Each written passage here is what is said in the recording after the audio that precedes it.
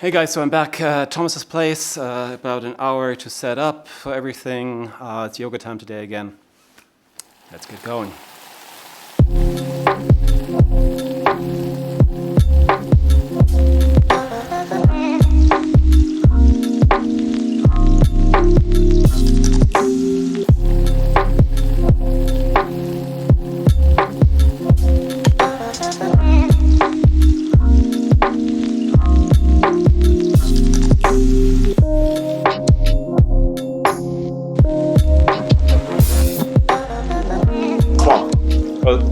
Second to last. So you bring the right hand to the inside, your palm is facing up.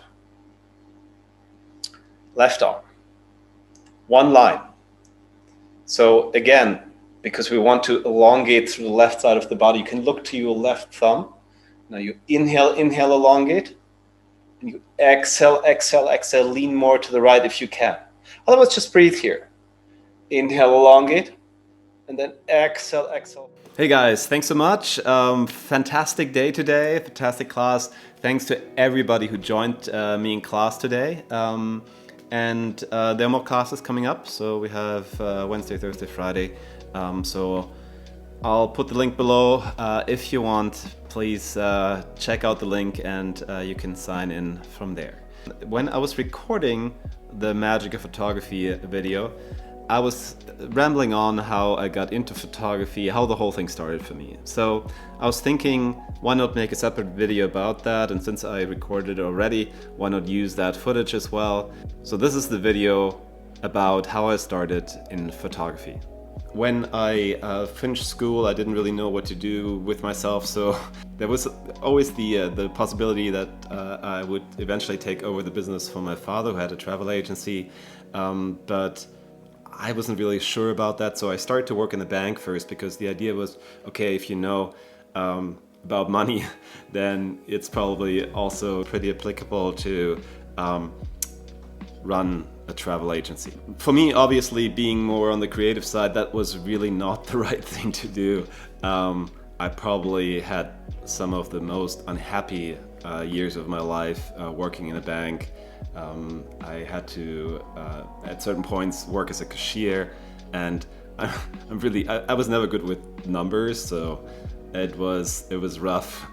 I mean, sometimes I had too little money, sometimes I had too much. One day, a friend of mine said, "Carsten, I need some pictures for my parents for Christmas, and do you know anybody who can take those pictures?" And I said, "Well, why don't I take the pictures?" At that point, I only had a camera, I think, with one lens, and so I asked my grandfather, who had quite a few lenses with this old Contax camera, which was quite cool but quite manual, and so that's when I started taking pictures.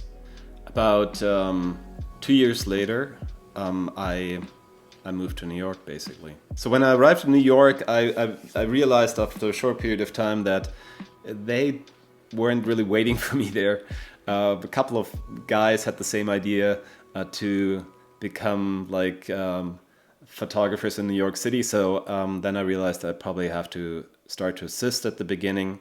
Now, even assisting wasn't easy. I mean, you couldn't just walk in, and back then there was no real internet yet. So what I did was in the phone book or something, I looked up the phone numbers of photographers, and then I would call them up. So I had like 3 phone numbers from people from Nuremberg that friends had given me. One of them was Christoph Wilhelm. He was a photographer, and so I did visit him in New York. I went there, and that was a funny experience in a way, because here I am like in my mid-20s, and he was probably like 10 years older than me. And I'm at his place, and so we just talk, and then he said, "But Carsten, how can I help you?"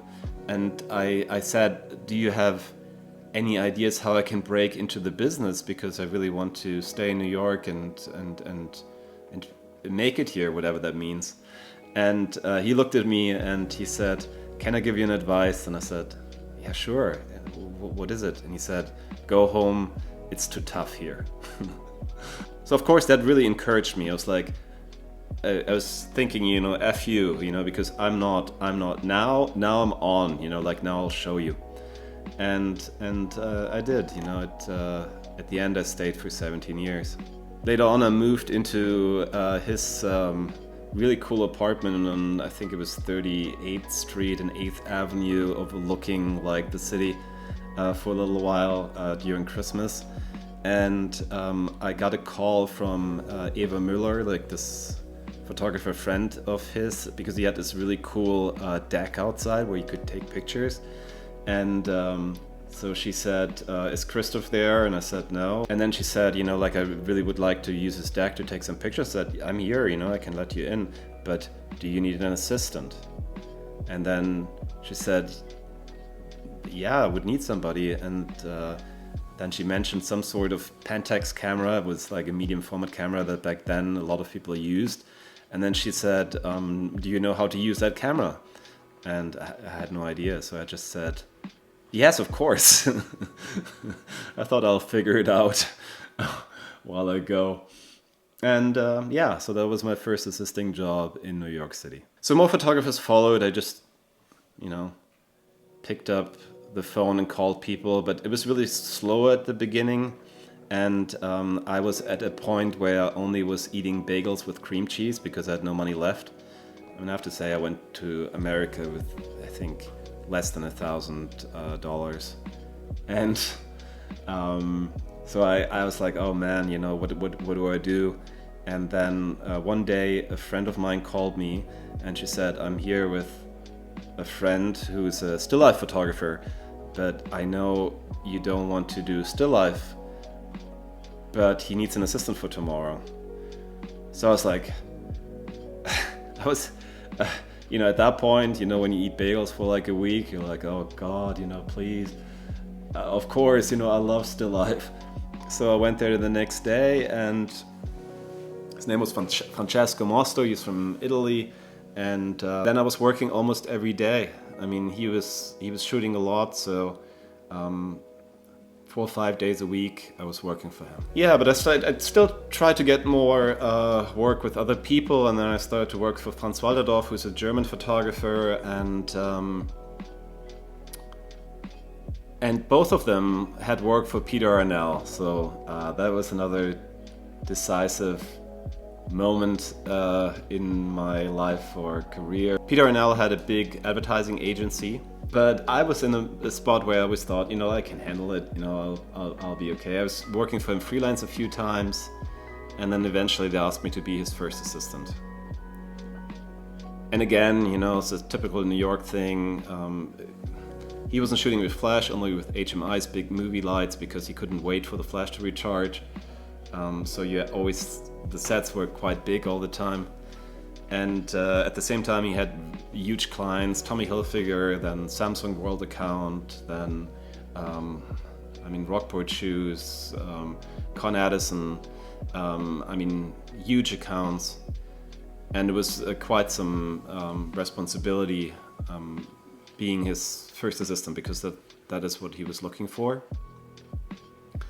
And so I went to his office, and he said, Carsten, I need this, this, this, and that. And then he just said, can you do it? Well, I couldn't, you know, because I mean, this was huge. I mean, there's like sometimes budgets of like $500,000 for like a few days of shooting. But what do? You know, fake it until you make it. So I said, yeah, sure, I can do it, no problem. And I did, you know. I mean, don't ask me how. Just pretended I knew what I was doing, I guess, you know. And he was not that kind of a man that he would have taken shit, you know. Like, I mean, if you can't do it, you're like out. So I did it for 2 years. But it took a toll on me because it was like really stressful. I mean, you have 30 people on set, and he was not really. I mean, he had his own advertising agency, so photography wasn't his main thing. So I kind of was responsible for setting everything up. He just told me what kind of light he wanted and I just took care of that. But when you have that amount of pressure, it does something to you. I mean, I think that tainted my love of photography for a little bit, because then it becomes so much work and so much pressure, and it was a lot. It took me a couple of years to digest it afterwards. Because everybody looks at you. I mean, nobody really was looking at him. It's like, so what do we do next? And then everybody looks at you and you're like, oh shit, I have no idea. I mean, what do I know? And then you just have to make something up and hope it works.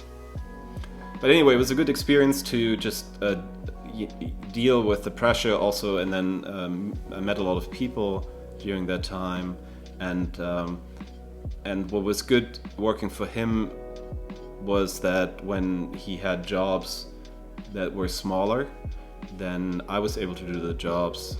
So I did stuff for Con Edison, I did stuff for Forum Club, what was big back then. It was like a television show. Did all the work for that, and then I had like some billboards suddenly up with my images on it. So that was kind of exciting. But it was an intense time. Well, obviously the story goes on from there. I did mainly work for myself after I stopped working for Peter, but still did some freelance assisting work. I also at a certain point, since I didn't want to assist anymore, started to work in a darkroom. That was an interesting job as well, because I was working at night, trying to shoot during the day. What was rough because I was tired all the time, obviously. Thanks again for joining me. So that was a short story about how I ended up in photography. If you liked the video, please like and subscribe. Moby is coming up. I'll be bouncing back between photography and other themes. So thanks for being here again. Have a great evening, afternoon, day, wherever you are. See you guys soon.